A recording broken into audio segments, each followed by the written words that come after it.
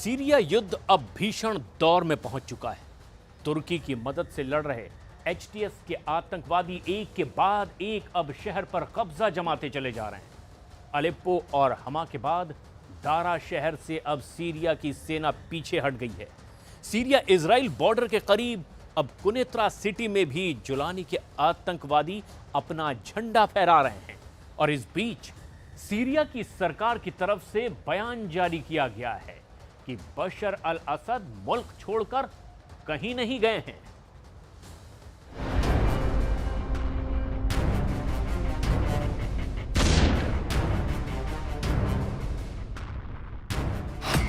चार दिन में अलेप्पो,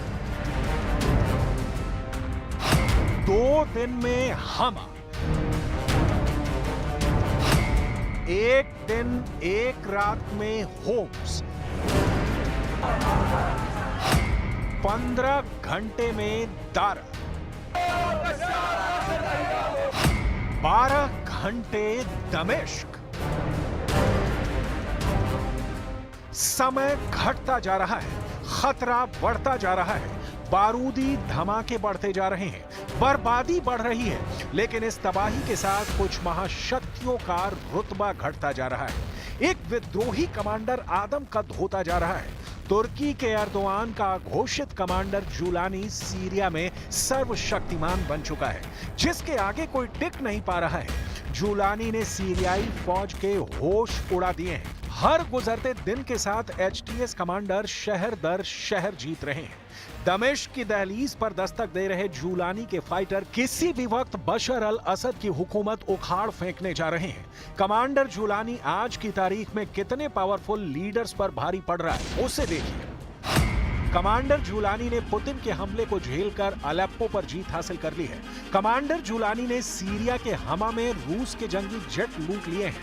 कमांडर जुलानी ने सीरिया में ईरान के मिसाइल प्रोग्राम को हैक कर लिया है। कमांडर जुलानी ने बशर अल असद के केमिकल हथियार के गोदाम पर कब्जा कर लिया है। कमांडर जुलानी के हाथ सीरिया के जंगी जेट और टैंकों की पूरी पलटन लग चुकी है। कमांडर जुलानी ने ईरान के सुप्रीम लीडर अली खामेनेई को बेईमानी बना दिया है। कमांडर जुलानी ने इजरायल के प्राइम मिनिस्टर नेतन्याहू की टेंशन बढ़ा रखी है। कमांडर जुलानी अमेरिका को भी डराने लगा है। टेरर ग्रुप एचटीएस का सरगना सीरिया को जीतने के करीब है। डबल फ्रंट से एचटीएस लड़ाके दमिश्क की तरफ कूच कर रहे हैं। असद के कमांडर भाग रहे हैं। कोई ईरान में शरण ले रहा है, कोई लेबनान में पनाह मांग रहा है। सीरिया के राष्ट्रपति जिन्हें तानाशाह का तमगा दिया जाता है, उनकी भी जान खतरे में जताई जा रही है, क्योंकि बशर को जल्द से जल्द सीरिया से दूर भाग जाने की नसीहतें दी जाने लगी हैं। उधर तुर्की के राष्ट्रपति एर्दोआन ने क्लियर कर दिया है कि उनका फुल सपोर्ट विद्रोही लड़ाकों को मिलता रहेगा। एर्दोआन का मंसूबा दमिश्क पर कमांडर जुलानी की बादशाहत कायम करने का है। Toprak bütünlüğünün ve milli birliğinin korunması, 13 yıldır devam eden istikrarsızlığın Suriye halkının meşru talepleri doğrultusunda mutabakatla son bulması en büyük temennimizdir. Ülkemizin milli güvenlik öncelikleri çerçevesinde Erdogan के बनाए प्लान से कमांडर जुलानी सीरिया वॉर में कामयाबी हासिल करता जा रहा है। सीरिया के सभी बड़े शहरों को कैसे कैप्चर किया जा रहा है, उससे जानकर पुतिन भी हैरान है। ईरान के सुप्रीम लीडर को भी एर्दोआन के वॉर प्लान ने चौंका दिया है। कमांडर जुलानी सधे हुए प्लान के साथ वॉर में उतरा है। नक्शे पर देखिए, दमिश्क का किला जीतने का एचटीएस फाइटर्स का प्लान क्या है। विद्रोही सेना ने तुर्की बॉर्डर से 329 किलोमीटर दूर अलेप्पो शहर पर हमला किया।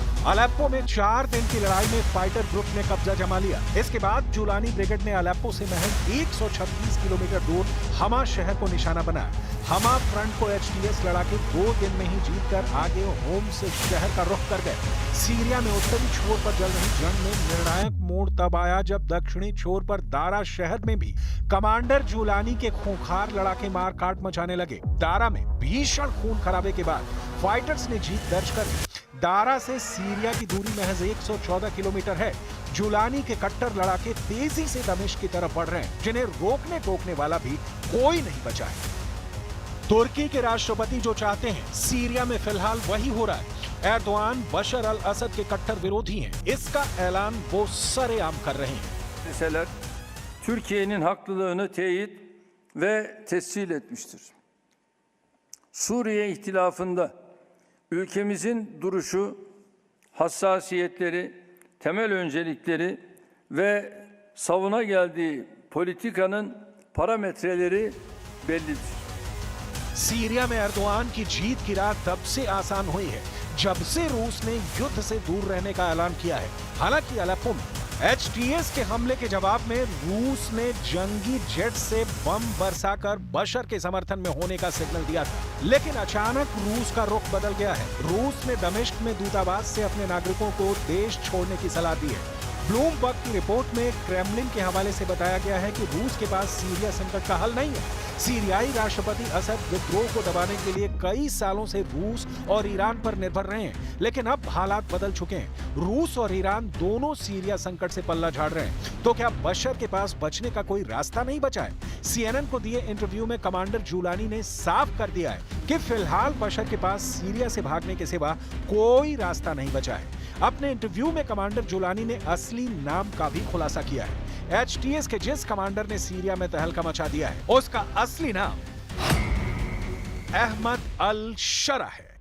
कमांडर जुलानी के नाम से कुख्यात अहमद अल शरा ने यह भी पर्दाफाश किया कि सीरिया में एचटीएस का ऑपरेशन तख्ता पलट नवंबर महीने में शुरू हो गया था।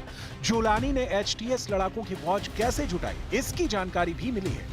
एचटीएस फाइटर्स में ज्यादातर वो लड़ाके हैं जिन्हें कभी न कभी बशर अल असद सरकार ने जेल भेजा है। सख्त सजा काटने वाले खूंखार लड़ाकों की बम्पर भर्ती कर जुलानी सीरिया में तख्ता पलट के मिशन पर निकला है। जुलानी ने दावा किया है कि बशर के तख्ता पलट के बाद सीरिया से सभी विदेशी सेना को बाहर कर दिया जाएगा।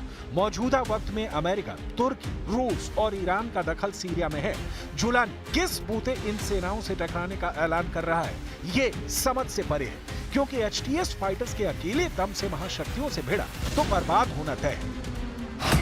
मीडिया रिपोर्ट्स के मुताबिक साल 2017 तक एचटीएस लड़ाकों की गिनती 31,000 थी। 2018 में फाइटर ग्रुप में सिर्फ 15,000 लड़ाके बचे थे। साल 2020 आते आते जुलानी ब्रिगेड की संख्या 12,000 थी। साल 2022 में ये फिर से 15,000 के आंकड़े तक पहुंच गए। 2024 में कमांडर जुलानी कितने लड़ाकों के साथ युद्ध लड़ रहा है, इसका पता किसी को नहीं। हालांकि कुछ हजार विद्रोहियों ने बशर अल असद की 1,70,000 सैनिकों की फौज को घुटने पर ला दिया है, जिसकी वजह से अरब वर्ल्ड में भी बशर के खिलाफ आवाजें सुनाई देने लगी है। कतर के प्रधानमंत्री ने सीरिया युद्ध संकट का जिम्मेदार बशर अल असद को ठहराया है। While we had an opportunity in that time when the war over there has calmed down, yet Assad didn't seize this opportunity to start engaging and restoring his relationship with his people, and we didn't see any serious movement, whether it's on the return of the refugees or on reconciling with his own people. Syria में बशर के समानांतर सत्ता का संचालन भी शुरू हो चुका है। फाइटर ग्रुप ने अलेप्पो में फुल कंट्रोल करने के बाद बशर के सैनिकों की विद्रोही सेना में भर्ती शुरू कर दी है। अलेप्पो में सरकारी सैनिकों और पुलिस अधिकारियों को लड़ा के माफी और सुरक्षा का आश्वासन देकर साथ मिला रहे हैं। एचटीएस ने दावा किया कि 1,000 से ज्यादा सीरियाई सैनिकों ने ग्रुप ज्वाइन कर लिया है। अलेप्पो शहर में 2 दिनों में 1,600 से ज्यादा को एचटीएस ने सुरक्षा कार्ड दिया है। सोशल मीडिया चैनलों के जरिए चलाए जा रहे भर्ती अभियान में बढ़ चढ़कर लोग हिस्सा ले रहे हैं। दमिश्क में युद्ध के वक्त एचटीएस फाइटर बशर के सैनिकों को ही फ्रंट लाइन पर रखने का प्लान बना चुके हैं, यानी भीषण युद्ध तय हो चुका है। बशर अल असद भी मोर्चा छोड़ने को तैयार नहीं है। दमिश्क में डटे बशर को अब अपनी फौज पर भरोसा है, मगर बशर ने अपने परिवार को सुरक्षित ठिकाने पर भेज दिया है। सीरियाई सुरक्षा और अरब अधिकारियों के हवाले से वॉल स्ट्रीट जर्नल ने बताया है कि असद के परिवार के जो लोग रूस भाग गए हैं, उनमें उनकी पत्नी, बच्चे और 2 साले शामिल हैं। अखबार के मुताबिक सीरियाई राष्ट्रपति की ब्रिटिश मूल की पत्नी पिछले हफ्ते अपने 3 बच्चों के साथ रूस भाग गई थी। वहीं उनके भाई बहन संयुक्त अरब अमीरात चले गए हैं। ये अभी तक साफ नहीं हुआ है कि असद सीरिया में हैं या नहीं।